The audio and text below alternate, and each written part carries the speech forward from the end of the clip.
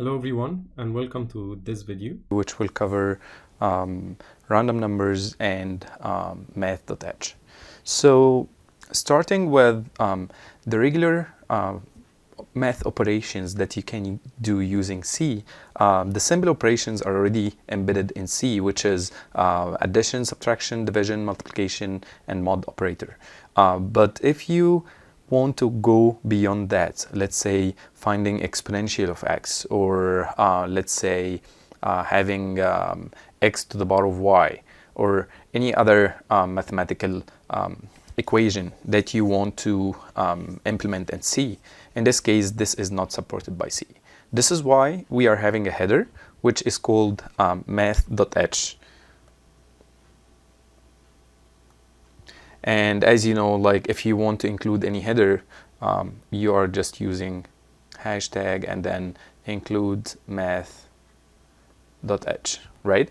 So it's very similar to what we was talking about when we introduced standard input-output, which is having the definition of functions like printf and scanf, right? So here in math.h, it has definitions for functions similar to exponential and log and all of these stuff. So one of them actually is absolute value, which is f_abs of x, and as you can see here, it's finding the absolute value. So if I said like fabs of minus 2.3, in this case I'm getting 2.3. The same thing here actually for square root. If you want to get a square root of x, in this case you are going to use this function, and finally this will be done. And the same thing, exponential, log, natural log or log 10, and power, which this function actually we are going to use it a lot.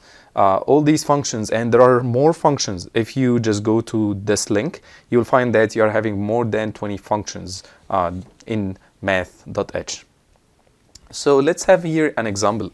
So if I have x squared minus 2x plus 1, and I want to find the roots of this equation, which is, if you remember, x1 and 2 equals to minus b positive or negative square root of b squared minus 4ac and all of that over 2a, right? So let's write a short program to find x1 and x2. Let's go to Notepad++, and as we all know, we always start with include standard input-output.h, and in this case, since we have square roots, right, we are going to have also include math.h, and then I will have my main function here, and then return 0, and close the function. And here I will start by defining my variables, right? I have 3 variables.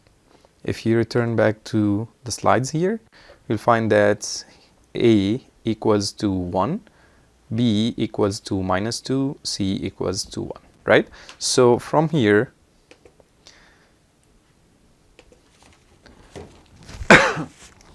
I'm going to introduce these variables. So int a equals to 1, and then int b equals to minus 2, and finally int c equals to 1, right? And then we can just declare any other variable we need to use, but those are the variables here. And let me just write a comment here, declaration and initialization of variables. Okay, and then here let's write the equation to find roots. And my equation actually will be x1 will equal to, hey, you will use x1 without declaration? You have to declare it here.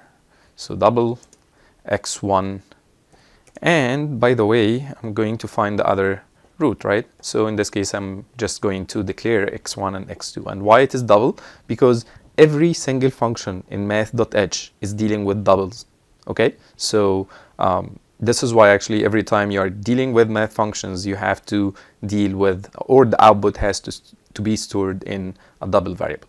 So x1 equals 2. So here I will start by saying, okay, it's minus b plus square root of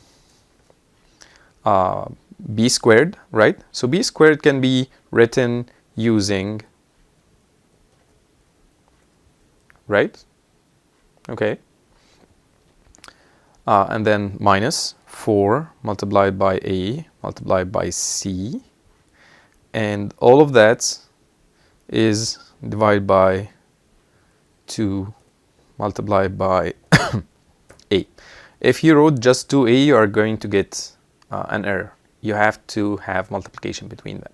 And finally, just closing this line and going to another line, which here I will have x2, and I will just change this into minus, right? Another way actually to write this, let me paste it here. Instead of b multiplied by b, you can have the function which is bow b and 2. So in this case, I'm saying, okay, do the power, and it will be b to the power of 2.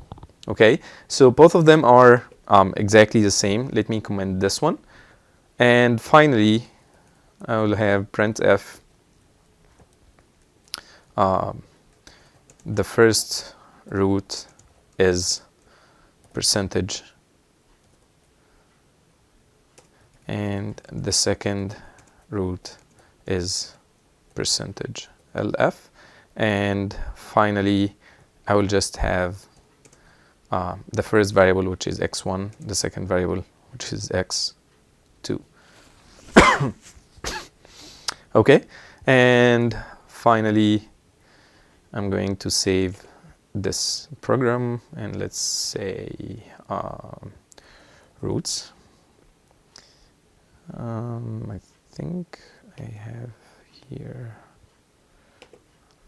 hopefully it is there, yes. So I'm going to just save it here and go gcc roots.c/o roots. Perfect, I don't have any errors, and then I will run the program. So running the program actually is saying first root is 2 and the second root is 2. And then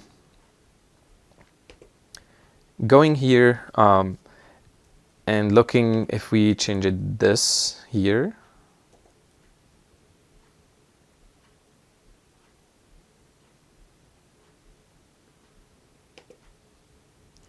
we will find I have to save, and then going here, run again, and then you'll find that it didn't change anything. Okay, so let's return back to the slides, and I think now you can play with the math functions. Any function, the only thing you have to do is just through the math.h header file, and after that you can use any function of them. So for example here, we have f equals to k multiplied by q1 q2 over r squared, and this is the electric forces between 2-point charges. But anyways, the only thing I want to do here is to implement this function or this equation in C. So my question is, do you want math.h? Actually, no. Why? Because the only thing that may need math.h, which is r squared, you can just represent it using r multiplied by r, and that's it, right? So in this case, you don't need actually to use math.h at all if you only implementing this equation. Okay, so now consider this function or this equation, and we want to represent it or have it in a C program.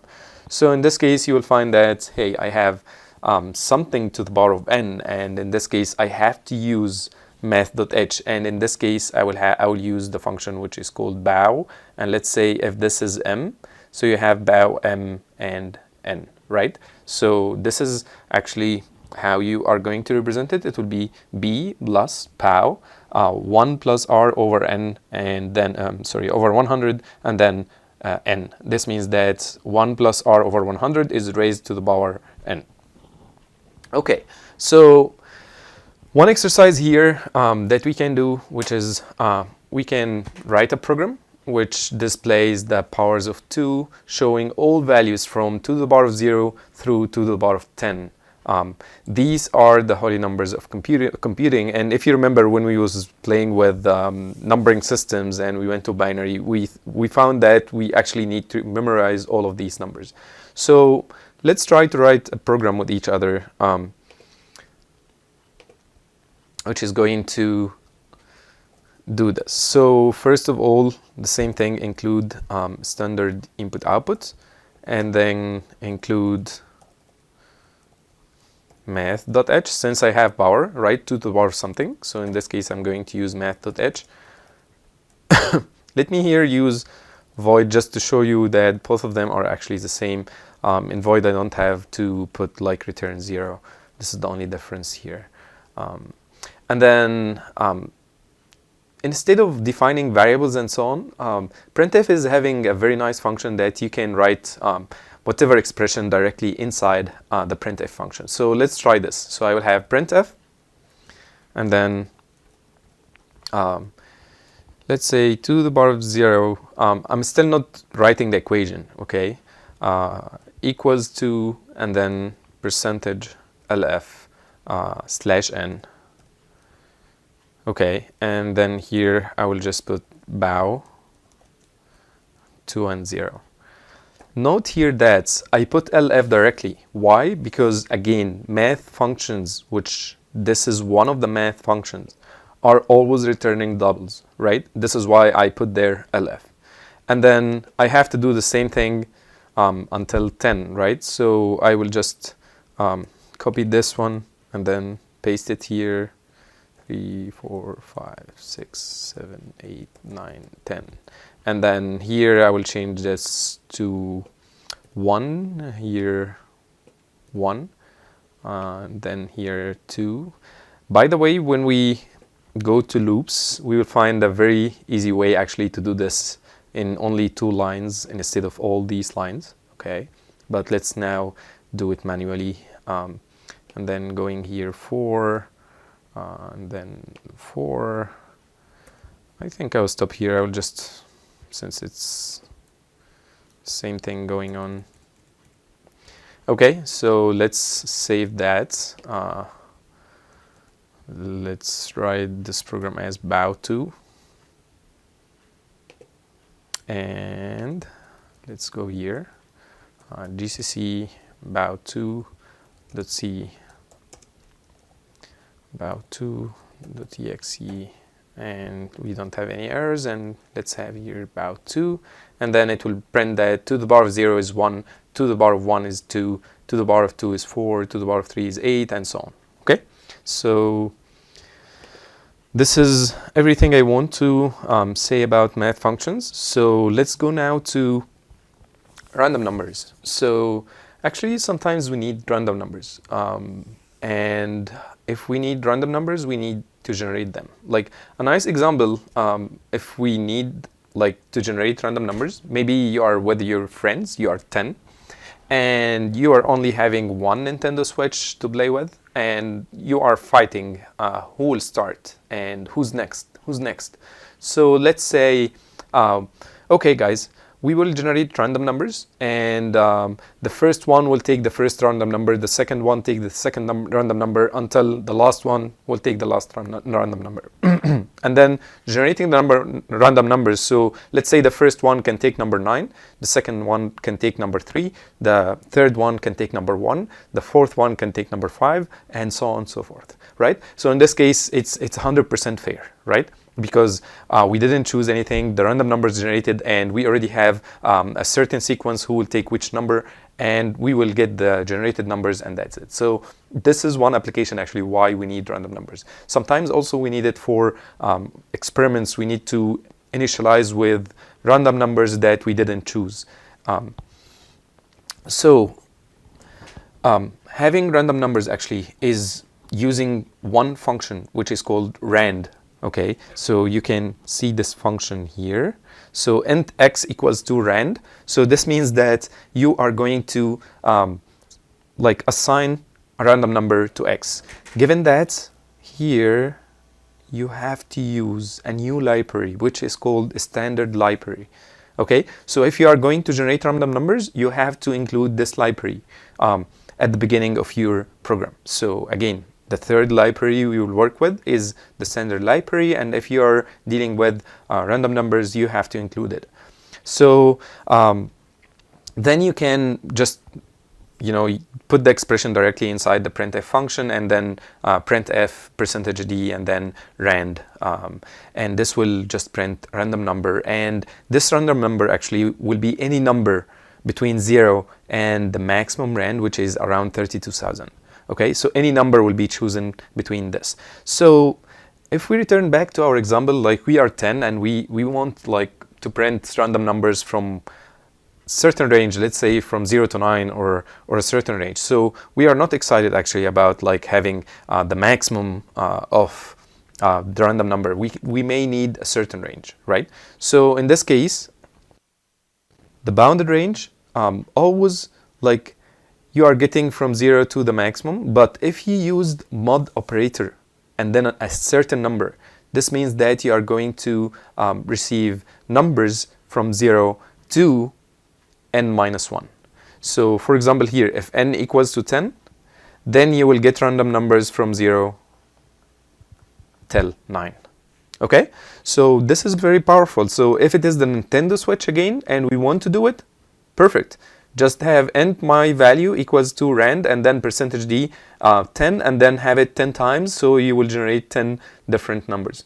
But at the same time, if I want a certain range, I don't want to start from 0. Let's say I want to start from 1. So in this case, actually, it's somehow different, right? So for example, if you want to simulate a die, so the die is having 6 faces, right? And each face is having a number starting from 1 to 6. But actually, if you used rand %6, this means that you are generating random numbers from 0 to 5. And this is not simulating what you want. So if you want to do it in a certain interval, so for the die, I will start A here as 1 and B as 6. So in this case, actually, you are writing the following for the die. Int x equals to rand %, and then 6 minus 1 plus 1, which is 6. And then finally plus A, which is 1. Okay, so this actually will generate numbers from 1 to 6, which what I need actually to simulate a die. Okay, so a very good thing here to know that random numbers are not 100% random. They are generated using a certain equation. So in this case, we call them as pseudo-random numbers. So pseudo-random numbers means that they are random, but not 100%. Okay? So if you know the first value you're starting with, you can actually generate all the sequence. Okay? And the first value here, we call it as the seed. Okay? So here we are using a seed in order to generate random numbers. So if you used a certain seed, you know actually what's the number random number is going to generate and the sequence after this number. Okay, so in this case, the question here, how to ensure a different seed per execution. So to answer this, actually, there is very nice way to generate the seed. So here, let's have first some definitions. The first definition, which all now know, rand, this function actually return a positive random number, and it is integer between 0 and 32,000 something, right? And then it's having a starting number, and this number is called the seed. And always, if you didn't specify anything about the seed, the starting seed is 1, and that's it. But if you want to specify the seed, in this case, you have to use the function which is called srand, which S for the seed, okay? And this function actually is going to specify the seed for your simulation. Okay, so for example, srand 5, this will start with seed 5. Srand 10, this will have seed 10, and so on. But as I said, like generating random numbers in this way, you can track your friends by knowing actually the sequence that will be generated of numbers 1 to 10, right? You want to play the Nintendo Switch, and then you will use a certain seed that you make sure that your position will be with number 1, right? So what if I want to make sure that no one is cheating and the numbers generated are 100% random?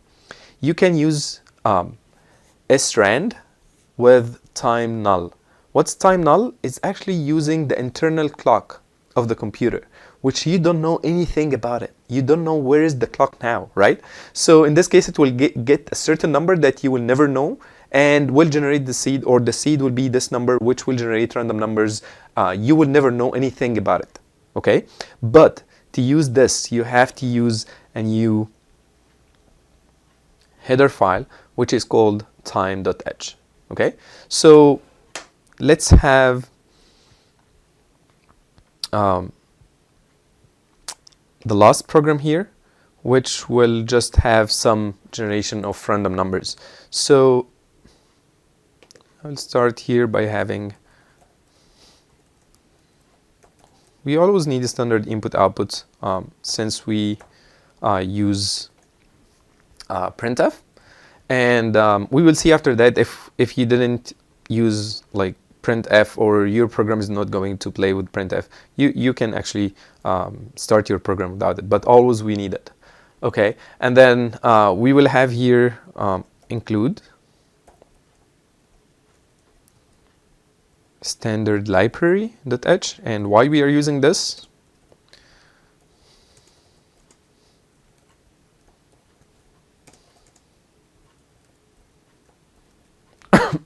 Excuse me, to use rand or srand. Oh, I have here a second one, I'm not sure why.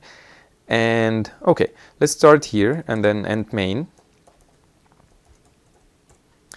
and return 0 and close the curly brackets. And then now let's say printf, and then let me just write random number 1 is %d, and here it's %d because I know that random numbers are generating just integers, right? And then here I will write rand and then %10, okay? And then I will write it again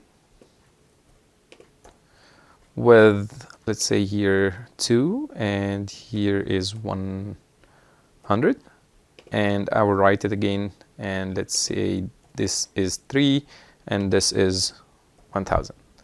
Okay, and let's see what we will have now. So let's save it as rand, and going here gcc rand .c/o rand.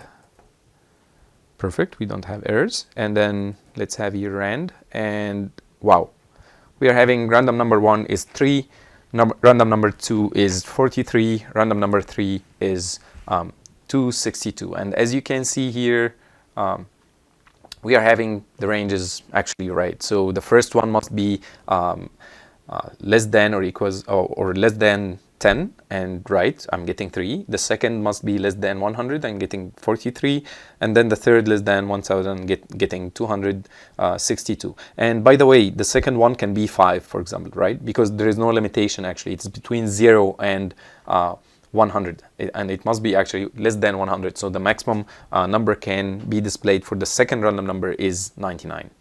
Okay, perfect. So what about running the program again? So let me return it back here to see. So let's run the program again. What? We are getting the same numbers. Why? Because you are using the same seed, right? As we said, if you didn't specify the seed, so internally they are using certain seed, which is here actually is using seed 1, and that's it. So to change that, let's go here and include here strand, and then let's say any number, let's say strand 6. Okay, save, and let's compile again. You have to compile again. If you didn't compile again, so you are using the previous file. So here, compiling again and then running. Wow, we got different numbers, right? But if you run again, you're getting the same number because you are using the same seed, right? Let's here change the seed to 11, for example, and then save, compile again, run again. You're getting a different number, which is 0, 39, and then 803. And if you run again, you're getting the same number, right? So now let's try to use the new function, but here we have to first include time.h. If you remember from the slides here, time.h must be included if you are going to use srand time null, right? So let's go here and put srand time and then here null. So this is using the internal clock, right? And since this is using the internal clock, I will never know the seed. This is the first thing. And then if I'm running more than one time, every time the random number will change. Okay, so here, so now this is different than any one before, right? 6, 63, 671. And actually, I don't know the seed. I don't know which seed is chosen by the system, right? Let's run it again. Wow, giving different numbers because again, the number here is chosen from the clock of the internal system here, or internal clock of my computer itself. So every while time is running, it's changing, right? So every time you are running, you are generating new random numbers. Look. So in this case, we are having different random numbers. And we will see applications after that while we are going with the semester that we are using random numbers. For example, when we introduce characters next week, I can use random numbers to generate different characters, for example, like random characters, right? And generate some numbers, and then these numbers convert them to characters, and then get like different random letters or words, whatever. Okay? So this was the last program in our video today. So thank you very much for watching, and see you in the next video.